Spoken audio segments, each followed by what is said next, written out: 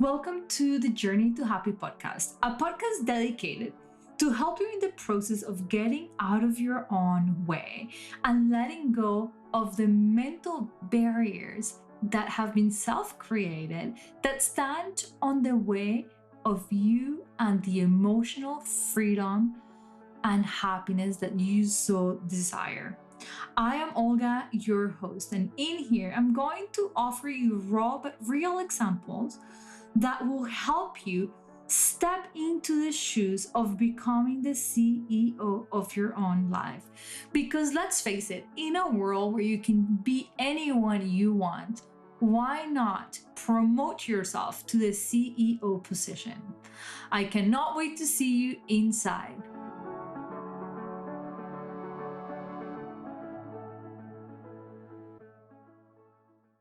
All right.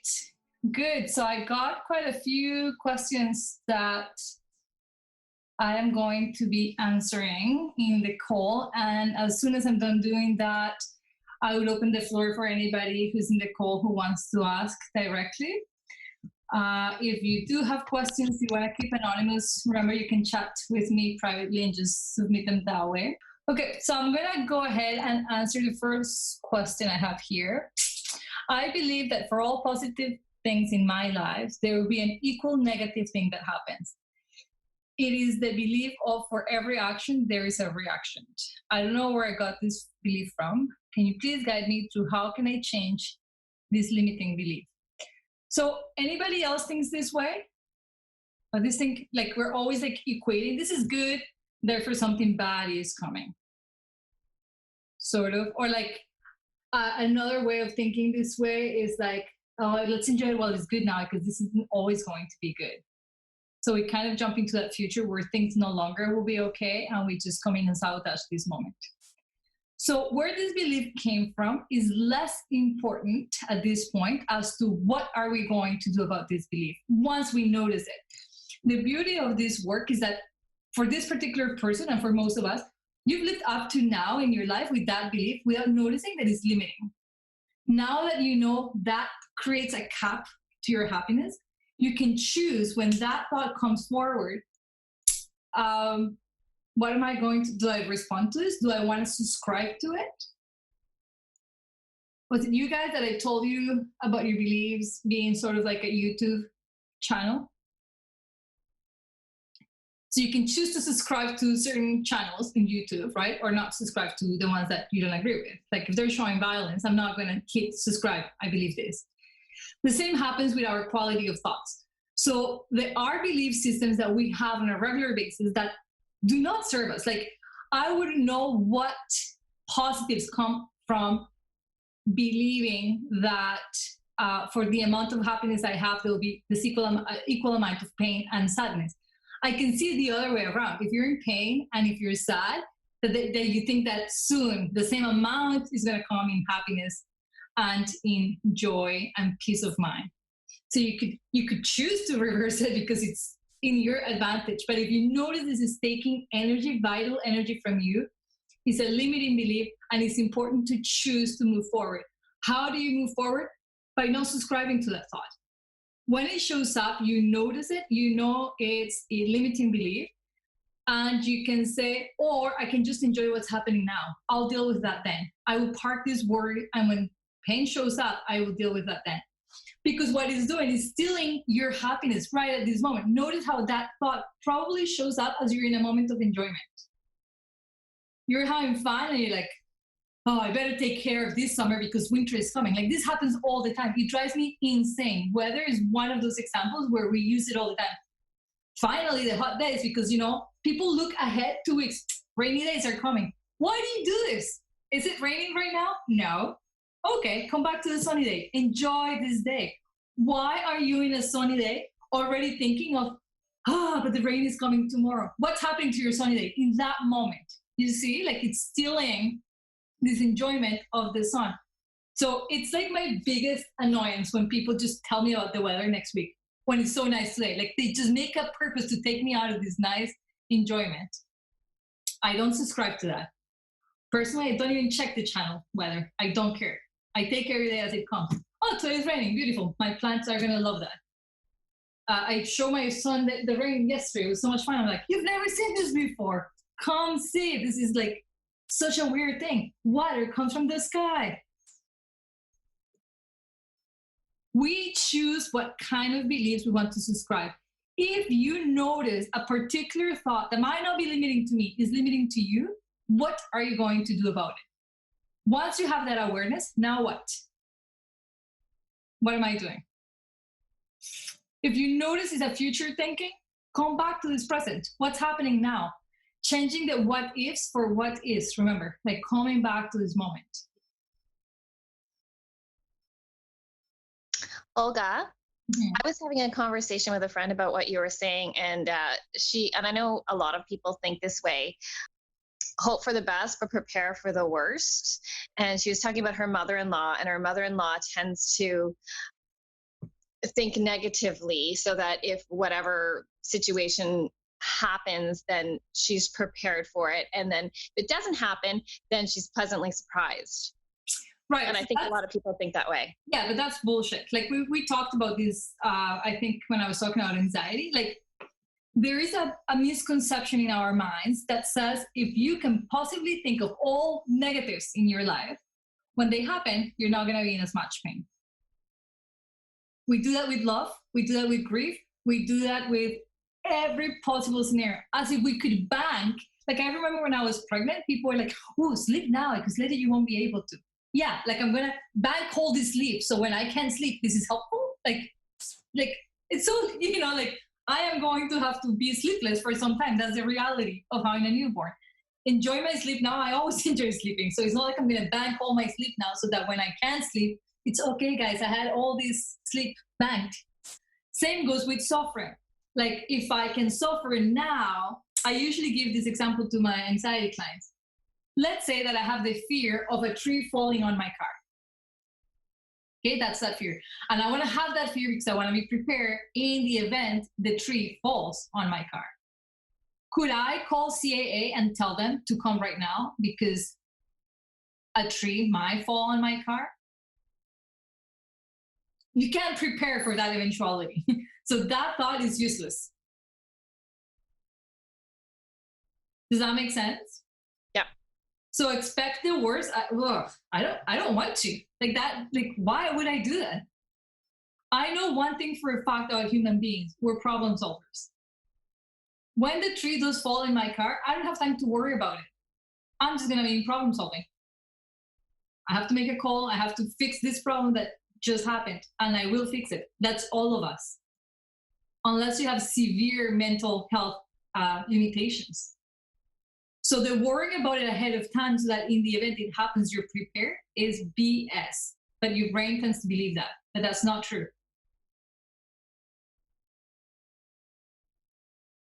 Having enjoyed my sleep while I had it did not prepare me for the lack of sleep I experienced.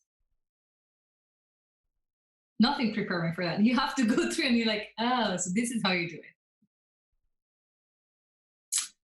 Does that answer that question for everybody? Sort of. But let's talk. Her belief is for every action, there is a reaction.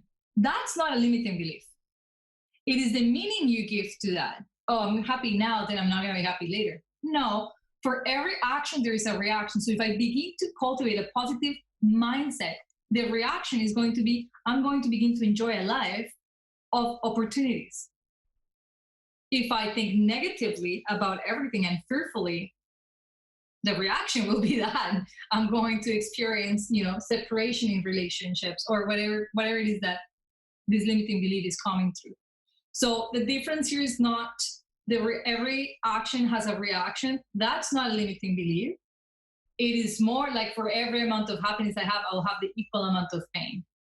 That seems like scary. And so what's the point of being happy if I'm going to be then equally, that's where the mind goes. It's essentially convincing you of not being happy because essentially happiness is going to go. All right, I've got another question. Can you talk about how to release negative emotions when it feels like they're lingering in your body for a few days, and about putting boundaries in place when conversation turns into attacks? I don't know, there was a misspell, so something remarks and attacks.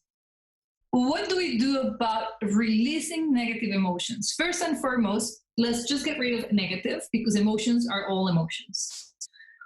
There might be the ones you less desire to have versus the ones you like having. If you can neutralize emotions or as just emotions, we don't say that inhale was a bad inhale. This is a good inhale now. They're just the breath. There's just emotions. So when we do have those heavy emotions that create anxiety, remember there's always a thought behind that created that intensity in that emotion. Has anybody in here, like showing hands, had like emotions that have lingered physically in your body for a while? I think all of us, right? So the thought of the emotion lasts 1 second. What we do with it lasts 5 days, because we keep extending it and we keep going back to it and the thoughts and what was said. So we extend the life of that emotion. Emotions go through us in 1 minute and they're gone. We hold on to it like, where are you going? This was painful, so I want to hold on to you a little bit longer. When this happens and you're unaware and all you can feel is that, oh my God, I'm still feeling like my belly is, I don't know, dense and my chest is heavy and whatever emotions, feel them. Give them attention. What happens to a child when the child is tantruming and you give them attention? It stops. They're like, oh, okay. They almost feel like, have you noticed? They almost feel like embarrassed. Oh, you're looking at me now? Oh, okay. I'm good. My 7-month-old does that now. He knows I'm leaving. He screams, but looks to see what's happening. If I look at him, oh, we're good. When we give attention to something that is boiling, it calms down. So give your body attention. Have no expectations that this emotion is gonna go right away, because that is leading to disappointment. If this emotion you have extended it and made it last longer, that's what you're doing. That's fine. Just give it attention. Give attention to the part of your body that feels tense. For me, what works wonderful is sending my breath to that part of the body, and I feel like I'm creating space. Especially if it feels tight, I want to create space. So I send my breath to that part of my body. Putting boundaries in place when conversations turn into attacks. You cannot be attacked by anybody's words if you don't subscribe to them as your truths. You don't need boundaries in the sense like, this is how when you talk, your words don't enter my, or like, you can only talk to me this way. But you can choose to have boundaries as to what are you going to let in as if it was your fault and take personally. And when are you going to say, like, your words are just your words. I'm listening to them and I can recognize your emotion is behind this. Has nothing to do with me. Even though she might be pointing the finger at me and saying that it's my fault. I work in child protection long enough to learn to not take anything personally. Because apparently my clients testing positive for crack in their blood was my fault. Right, Micheline? Like somehow these people will deviate to everything being the social worker's fault. Have you met people like that who are by nature blameful, shameful, they guilt you? That's in them, not on you. Like going back to this case of child protection, I actually had a client who accused me of being the person who pushed her to do drugs, even though she started doing them way before I came into her life. She said I must have put crack on the pizza that she ordered one time. I was like, hold on, so you think I have like this power to like know that you order pizza, stop the pizza man, add crack to your pizza, and this is how you got high? And does that sound crazy? Would it sound crazy for me to assume that as like, oh my God, I must have put crack in her pizza? Sounds insane. Well, use that example when somebody's saying something about you that does not agree with you, that you know you haven't done anything like that. I wouldn't subscribe to that. I wouldn't assume that guilt as you're absolutely right, this is all my fault. That emotion comes from that person. I could instead say, like, wow, this person is having a hard time admitting what belongs to her. She needs to blame it on me because she can't look inwards. When people talk to you about their emotions, never lose sight that they're talking about their emotions. You make me feel upset. You feel upset about the things I do, which is different from me making you feel upset. I don't have the power to get inside of you and change your feelings. Have you ever met anybody who has that power? Hold on, I'm going to go inside your heart and I'm going to change your emotions. I'll be making a killing if I had that power. Impossible. Nobody has the power to make you feel anything if you do not give them permission. So if you want to set boundaries, let them be that you understand what belongs to you and what belongs to them. And what belongs to you is what you feel in your heart and your words and your thoughts. And what belongs to them is anything that comes from that person's mouth, that person's behaviors. Even if they're pointing the finger as they're doing things. Whoever has a strong emotion is the person who has the problem, is the person who has the solution. But I've met the people who think, well, so-and-so must apologize before I can feel better. Good luck. You're giving this person all the power of your own happiness. They must begin treating me with respect for me to respect myself in these conversations. So when I used to go into these meetings where I knew I was going to be attacked by the family and it might have been aggressive, I would literally stop before entering that room, get grounded, deep inhales, just finding me. This is me. This is who I am. I'm here. I'm going in with the intention, I take nothing personally. Nothing is about me. Nothing that does not come from my own mouth, my own emotions, is about me. I will not carry on somebody else's energies. And trust me, I'm so perceptive to people's energies. Sometimes it was very hard to identify what was mine and what wasn't.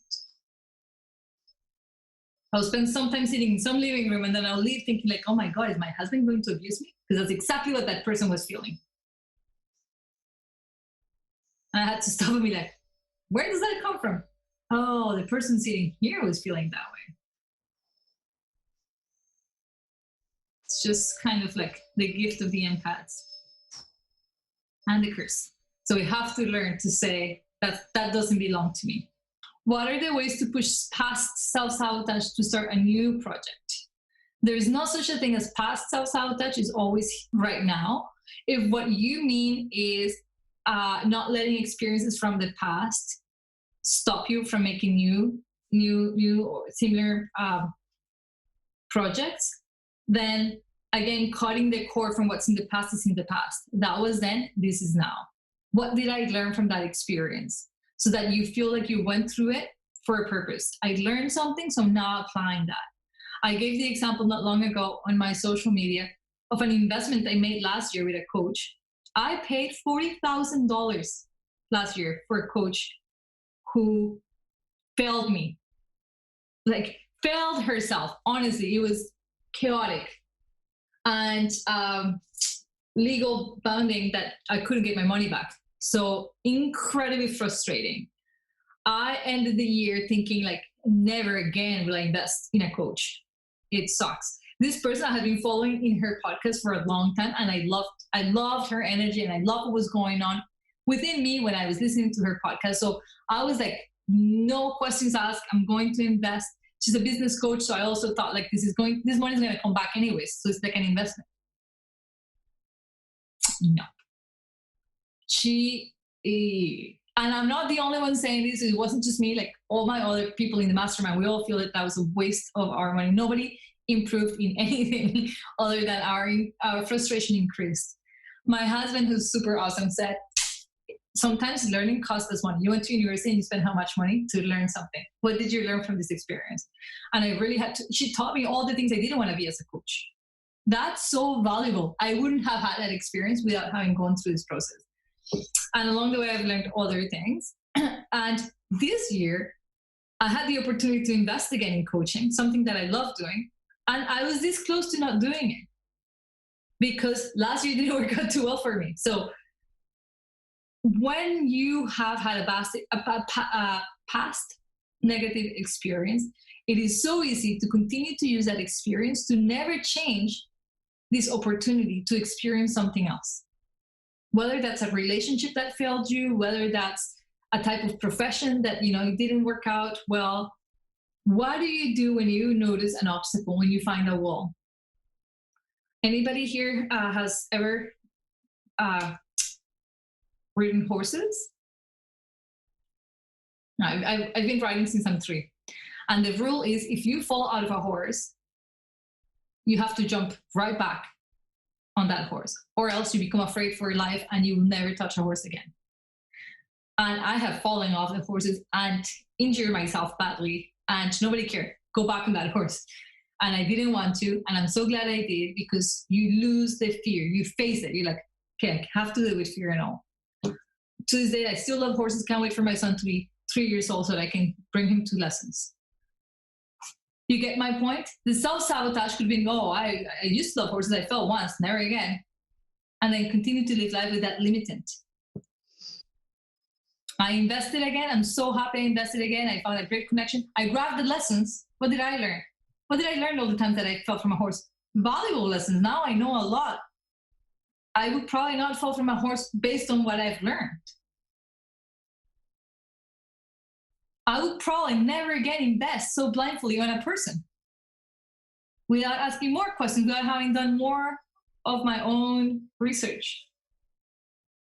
So if you've had a past experience that is not positive in something that could otherwise be really good for you, notice what you learned from that experience. Notice your fear. What could I do to feel better about making this choice again? And how can I act on it? And then act. This is what I call inspired action. You've learned, you've regroup, and you inspire yourself to move forward.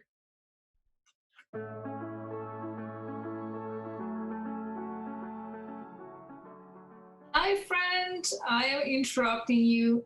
You're listening here just for a moment because I want you to hear firsthand about my membership reset. Many moons ago, I was searching for a person to work with. Not a therapist, not a teacher, but someone down to earth that wouldn't preach or look at me with pity and hold my hand and tell me everything was going to be okay. Nope. I wanted somebody who would challenge me and keep me accountable, but who would also normalize whatever my mind was going through. I knew I really enjoyed reading books about personal growth, and I dreamt of having a life coach all of my own. But at the time, I didn't have the resources to afford one. I also knew that I could reach higher potential everywhere in my life if only I had somebody who could show me the how to get there, who could point at the blockages in my own thinking, who could show me how I was self-sabotaging and the how to get out of that. And that, my friends, is why I created Reset. Reset is a membership that actually gives the members exactly what I was looking for. A therapist, coach, life coach, mindset coach, all at easy access, all in one place.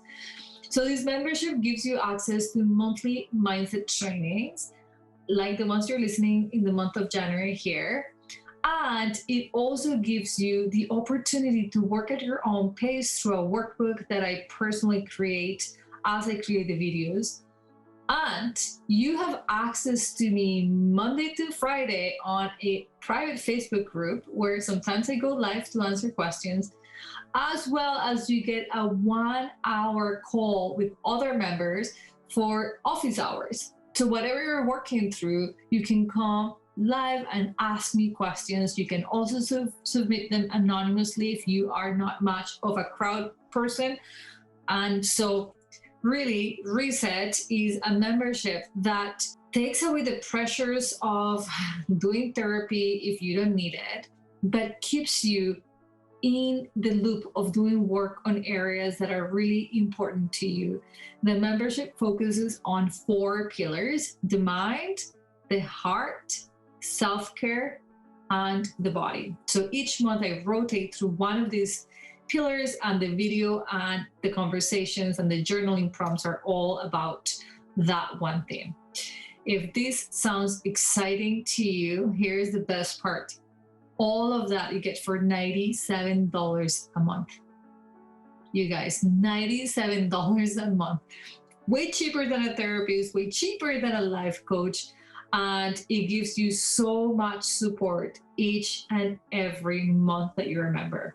If this speaks to you, head over to the show notes and you can sign up today. That's the beauty. You can sign up at any given point.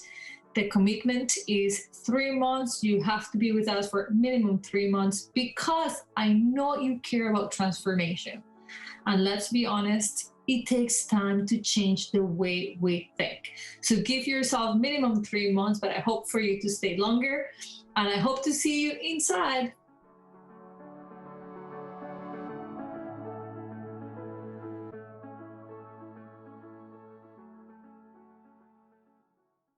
So those are all the questions I had by email, I believe. Anybody has anything else about anything that we covered the last 4 weeks? Okay, so anybody, questions, things that you want to ask me? This is your last coaching call. For some of you are joining me in the membership and I can't wait. Olga? Yeah. I have a question. I have like a story I've been telling myself that on my street, like there's a bunch of my neighbors that socialize a lot with each other, go to the one neighbor's pool, have drinks together, all that kind of stuff. Their kids are included. And I used to be really good friends with one of them. And then about the same time that my husband left me, like our friendship kind of fell apart and I never really knew why. So I keep telling myself this story that I'm excluded and nobody likes me and there's something wrong with me because I feel like I'm the only one not getting these invitations. And so I can recognize what I'm telling myself, but it still hurts. Like I still kind of every time I see them feel that exclusion or that rejection. Just wondering if you have any suggestions. I don't know if there's a question in there, but. Mm-hmm. So first of all, I think you recognizing this story isn't helpful, right? So some work will have to be done on this story you're telling yourself. But I can see how it's easy to jump into and being rejected, right? Like everybody's getting together and where was my invitation? Change the story, rewrite the story. What could you tell yourself about that scenario that does not hurt you? That is actually helpful. And then you might have the option to say, I wonder if there's anything I can do about this. Give that some thought. And then rather than waiting for an invitation, can you invite them over? Can you reestablish that friendship? It's been in a while since the end of that friendship that you don't understand really what happened. So reestablishing and making those efforts might be what you actually want to do. But for that, you have to better tell yourself something, right? Like a different story. Okay. Most times when we're feeling rejected, we are actually engaging in behaviors that reinforce that. Like, oh, nobody sees me, nobody invites me. If I go to the mall and I don't want to be seen, nobody makes eye contact with me. I've put it to test. If I go to the mall and I feel pretty and I'm walking like, look at me, I get everybody's eyes on me.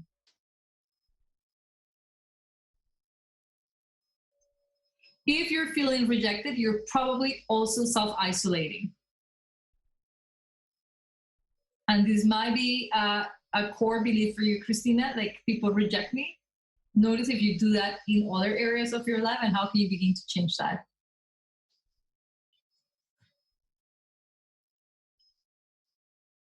Most times we wait for the invitations to come, but we are never the people to take on action and invite people. So they might be thinking like, she probably doesn't want to socialize. She's probably too busy. She's probably shy. She's probably, whatever perceptions they have of why you don't reach out. Does that make sense? So I'd like to hear from all of you who are present in this call because this is coming to an end and even the best of intentions get taken away by the wind once we lack planning to sustain. So I want to hear from you guys. How are you planning to sustain the movement that you have started with this coaching? What do you think are some of the things that you can do to keep up with this work that you started? What are your plans to action when things get a little bit complicated and you're like, what was Olga saying about this thing? I forgot. Oh, well, moving on. Old patterns. What are you going to do when the old patterns show up?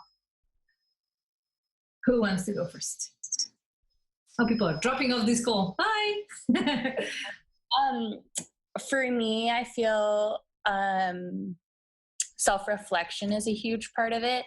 So my outlet is typically journaling.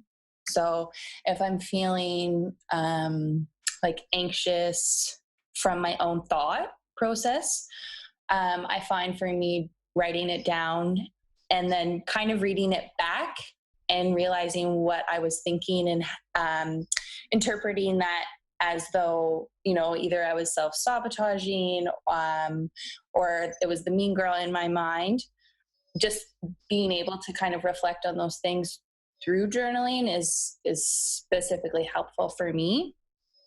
And then I don't know if you remember me telling you, but at the first week there, Michelle and I are doing a little book club on that mindful path to self-compassion. So there's a lot of helpful tips in there too. So I've recently been taking up meditation too. So just being aware of my surroundings. So doing like outside meditation. And then also feeling like in my body where I'm holding the stress, it's usually in my chest. So chest or stomach, and just breathing in those areas to help loosen them. So what's your plan to sustain these two practices once things get tough and your mind is like, yes, to journaling? I don't know. Like, I feel like when I do come to a time where it's tough, I feel like I'm listening to both sides of my body. So like there's this little mean girl on the one shoulder and then there's me on the other shoulder. And that mean girl's talking, but I'm wanting to listen to the driver, which is me. And I don't know, maybe it's like more mantras that I keep saying to myself to reassure me that, to help me get through those tough times, right? Like maybe it's more like positive affirmations. Which are a good thing to do when you're in a good mindset to jump into them. Yeah. So I want you to start thinking of when you got caught up, let's say that you stop practicing the little things on a daily basis that keep you sane and healthy, or something big happens, whatever the case might be.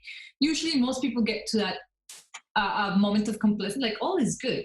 I really need to meditate. That's what I hear a lot with my meditators. Like, oh, I started meditating when I was in a crisis, so I'm just going to use it when I'm in crisis. Meditation is part of my upkeep of my mental health. Mm-hmm. I do it on a regular basis. It is just what I do. It's in my calendar. There is alarms that go off on my phone to say, time to go into your cushion.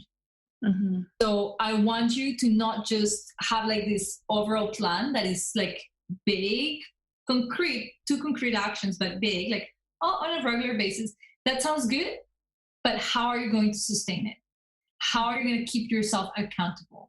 Who is going to help you call you out when you're like, I need to meditate right now because I'm fine? So I want you to think of that. Like the times that I have failed miserably in accomplishing my goals is when I had no accountability plan. Things were not like, I didn't plan for my own complacence. Like when I get to this place, like, I don't really need to go for a run, like I'm good. So I want you to give that some thought so that you plan for success. You now probably know what your biggest barriers are to progress, to sustaining that progress. What are they? Have them really identified, and how can you problem solve when those show up? Okay.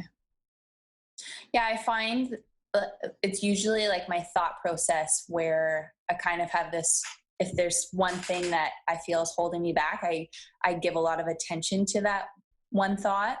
So, and that's usually when things go awry. And, when I'm paying attention to that, if it's a negative thought or a thought that I don't really like, I find when I do journal, it can be difficult, or when I do try to do yoga, it can be difficult. Like I just can't pay attention to those things because I'm giving my mind that attention to that thought that I don't necessarily enjoy. Mm-hmm. Good. So keep that in mind. Mm-hmm. If I call you in a month from now, I want to see how to sustain. Think of that. I can get an unannounced call at any given point from Olga, and she's going to ask me, what am I going to say? Okay.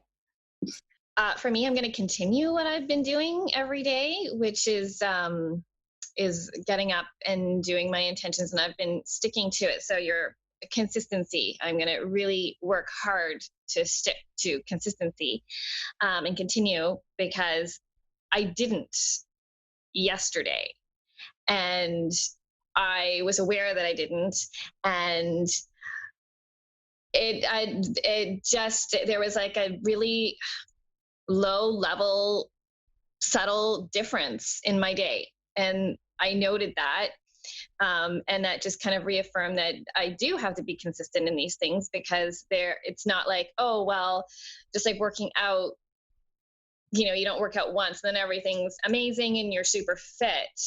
You might feel a little bit better after a run and your endorphins are up, but you have to keep at that to see results. So I'm aware of that. So keeping up with that. And when I do my intentions and my mantras, I write a list because I need to make lists.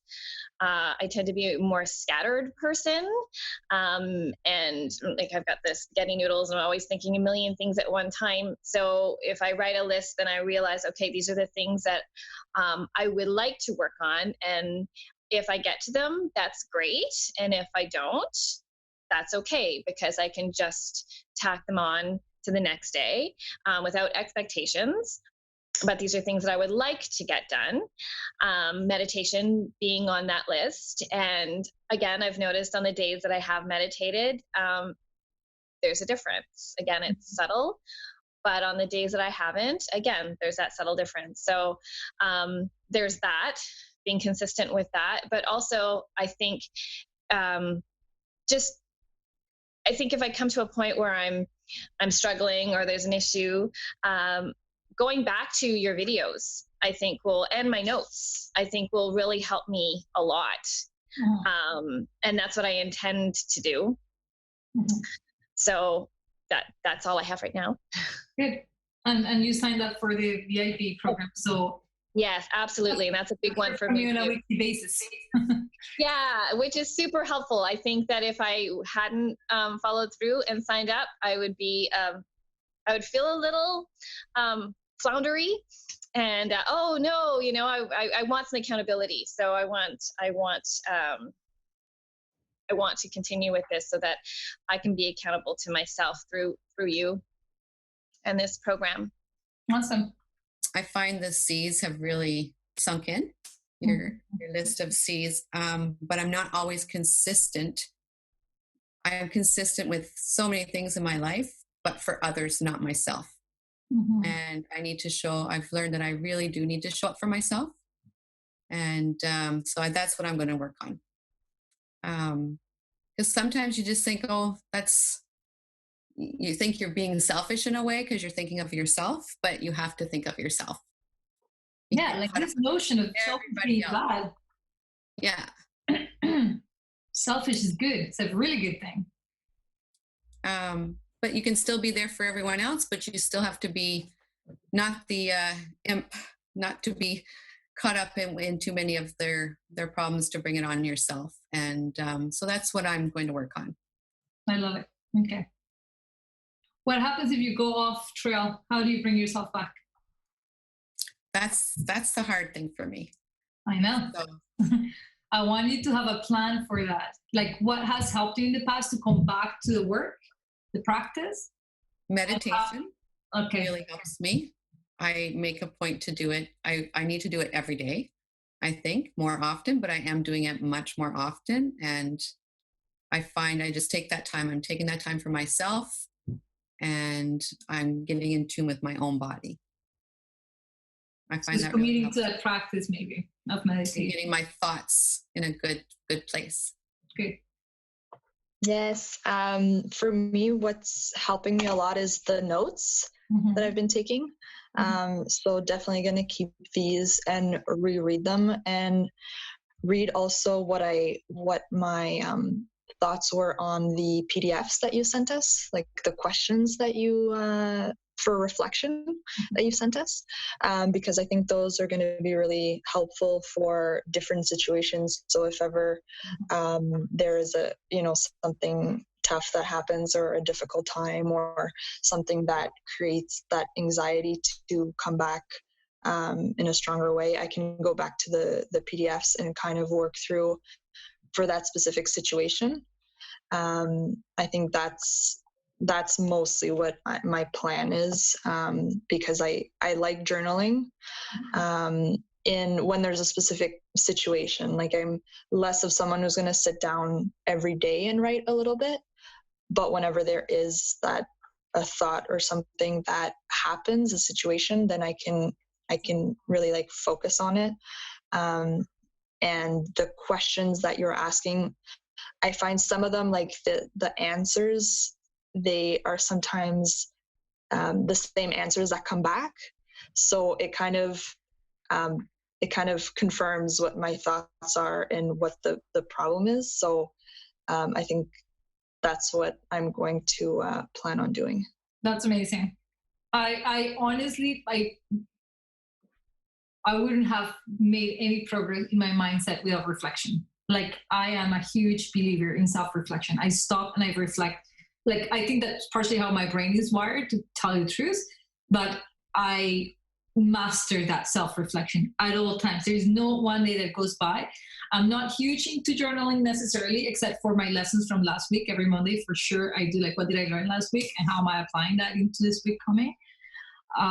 Because my brain, it's like a journal itself. I'm always asking reflective questions to me. Like, self-growth for me comes from me noticing, what could I have done differently? What's what am I doing about this? Like, that was a triggering point. What could trigger? How would I respond to this differently? So I 100% encourage you guys, for self-reflection is probably one of, you can't fix things that you don't know are there. And you can't pretend you don't know what you do know. So once you reflect, you bring on awareness that you're like, so that was not cool. Now you have the power to decide otherwise. So self-reflection is where it's at. Whatever allows you to have that opportunity. And if you're naturally a person who does not do self-reflection, then journaling could be helpful. So guys, this concludes our last call. I am so excited that I was able to share this journey with all of you. Some of you are totally new faces to me, and I'm so pleased that you trusted me in this process and that you joined.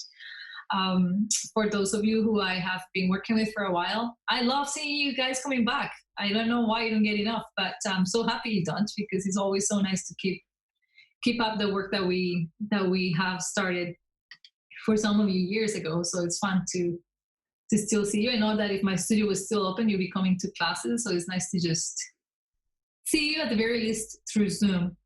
For all of you who have not signed up for the membership, just know that it's an ongoing membership. You can join anytime. There is no rush to like join now. You can join whenever. I'm never closing this, as far as I know. So you guys can join at any given point. The less expensive way to join is going to give you one call like this one, Q&A, and one video training a month. So it's, in my opinion, better than nothing. And it's something that you guys can join and or get out of as you don't see it fit in your life anymore. Something for you to think about. And if this isn't the module that you want, definitely do consider seeing somebody periodically, at the very least, where you can just talk your emotions out, where you can just have a fresh perspective. I'm a big believer in coaching. I love it. I would never let go of my coach. I change coaches to get like different perspectives, but I am forever being coached. It's nothing like being accountable to somebody, right? Like when I know my coach is calling me to tell me where am I at, I'm like, where am I at? I have to go back and be like, oh, thank God I've done the work. You know, I discovered I have this competitiveness in me that is just makes me want to push forward. And without that, like I am my own boss. So it's so easy to just take my foot off the gas and be like, eh. So I like to think of being the CEO of my own life. And I so encourage you to show up into your life like you are the CEO.